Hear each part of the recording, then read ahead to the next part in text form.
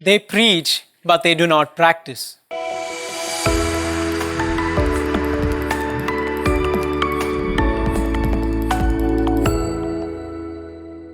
At the time of Jesus, Israel no longer held its former glory.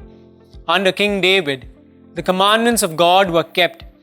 Israel was united, unconquered, and unhindered in its growth, enjoying tremendous prosperity and lasting peace until the end of King Solomon's rule.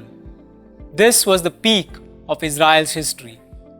But as future kings and the people neglected God's commandments, Israel was divided, conquered, and exiled.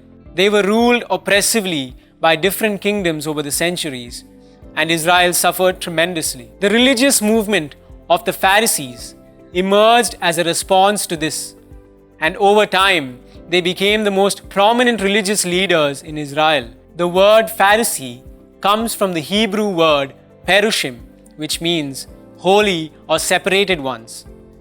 They were Jews who firmly believed that Israel could only be restored by perfect observance of the law which God gave through Moses. They took pride in separating themselves from everything and everyone they considered to be sinful, unholy, and ritually unclean. In taking great care to be ritually clean, they often ended up neglecting the most important parts of the law, such as love, justice, mercy, and truth. So though they preached the perfect observance of the law, they themselves failed to practice it. Jesus criticized them heavily for this hypocrisy. But despite his harsh criticisms, Jesus says something quite surprising in today's gospel passage. He says, "Because the Pharisees sit on the seat of Moses, practice and observe whatever they tell you, but not what they do, for they preach, but they do not practice." Now, this does not mean that the Pharisees sat on a chair which Moses sat on, but that they took the place of Moses when they taught the law, even though the Pharisees themselves failed to practice what they preached. Jesus asks the people to continue to follow their teaching of the law. My dear brothers and sisters, sometimes we too may find such hypocrisy in some of our own leaders in the church. They may thunderously preach against evil, but fall in its trap themselves.